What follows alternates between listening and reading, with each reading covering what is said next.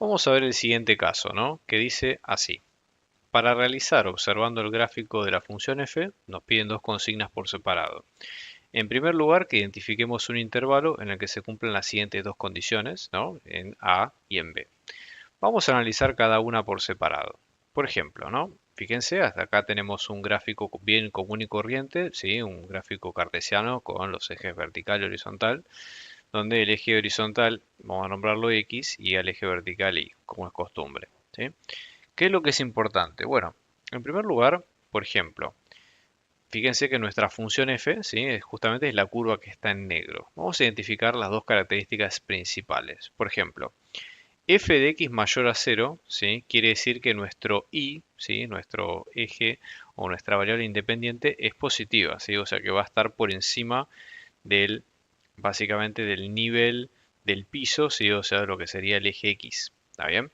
Entonces vamos a hacer lo siguiente, todo lo que sea, ¿sí? F de x mayor o igual a 0, vamos a pintarlo con un amarillo, ¿sí? En este caso, que abarcaría toda la región, todo el primer cuadrante de aquí para arriba, ¿sí? Entonces, si tuviéramos que decir qué es lo que está por arriba del eje, yo pintaría toda esta sección, ¿sí? Toda esta sección, ¿sí? Estaría con la imagen positiva.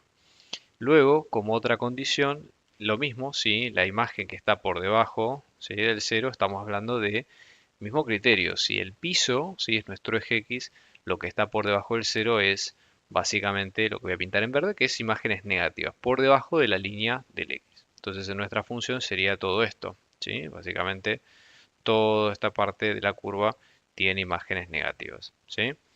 Y ahora vamos a ver qué ocurre con las derivadas. Las derivadas no son tan visibles a primera vista porque no aparecen explícitamente en la gráfica.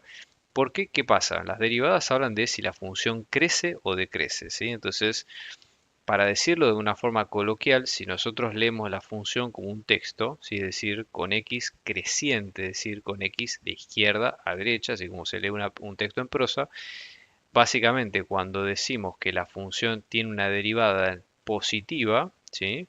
Que lo voy a poner aquí, o una derivada positiva, ¿qué quiere decir básicamente? ¿Sí? Que la función sube, ¿sí? Es decir, leyéndolo de izquierda a derecha, la función sube.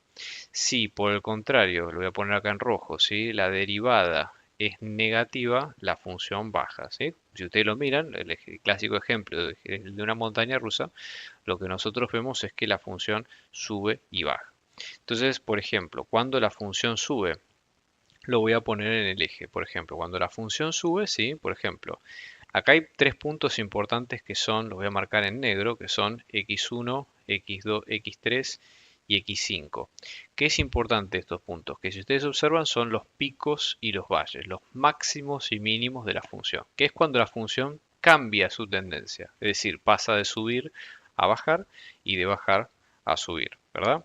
Entonces, por ejemplo, ¿no? Toda esta zona, fíjense que toda esta parte hasta x1 la función sube, ¿sí? Desde acá todo esto la función sube, ¿sí? En todo este intervalo.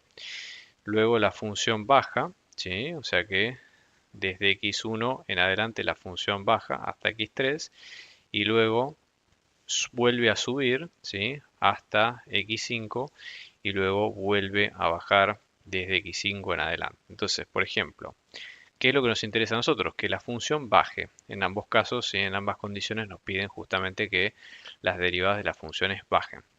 Entonces, vamos a ver cada una de las secciones, ¿sí? Entonces, cuando hablan de intervalo, primera cuestión, cuando hablan de la palabra intervalo, de lo que están hablando justamente es de una función, de una parte, digamos, de nuestro intervalo en x, ¿sí? Entonces, en este caso, ¿sí? Por ejemplo, que cruce el amarillo, ¿sí? Que la función sea positiva y que la derivada sea negativa, iría mirando acá desde x1, ¿sí? Hasta x2, que sea función positiva y que la función a su vez baje. Y por otro lado, lo mismo de este lado, ¿sí? De x5 hasta, ¿sí? En este caso, x6, que la función sea positiva y que luego baje. O sea que esto sería desde x1 a x2, ¿sí? Y fíjense que acá lo voy a poner con corchete. ¿Por qué lo pongo con corchete? Porque dice el problema que la función puede tener imagen positiva o cero, o sea que puede ser un cero totalmente, ¿sí? Y que en este caso nos va a quedar acá, voy a hacer una pequeña corrección, esto nos debería quedar con paréntesis en x1 y en x2 sí con corchete porque la función es 0 y la derivada me va a quedar de esta manera. Pero en este caso, si hacemos un poco de análisis, como tienen que cumplir las dos a la vez, vamos a poner las dos con paréntesis, un poquito más prolijo. Y vamos a poner en este caso una unión, ¿sí? Le voy a poner la otra parte en blanco, o sea, pasa a la parte negra de la pantalla, ¿sí? Entonces vamos a poner una unión y el otro intervalo, la otra parte que sigue, en este caso sería x5 a x6, ¿sí? En este caso ambas partes. Y ahora lo mismo para la otra parte en verde. La parte en verde que son los números negativos, ¿sí? Que a su vez la función va decreciendo. Tenemos dos partes bien distintivas, fíjense. Entre x2 y x3, donde la función es negativa y a su vez baja. Entonces acá vamos a poner entre x2 y x3. Y luego tenemos otro segmento que ahí ya continúa hasta infinito, hasta donde no lo podemos ver. ¿Sí? Fíjense que no tiene fin.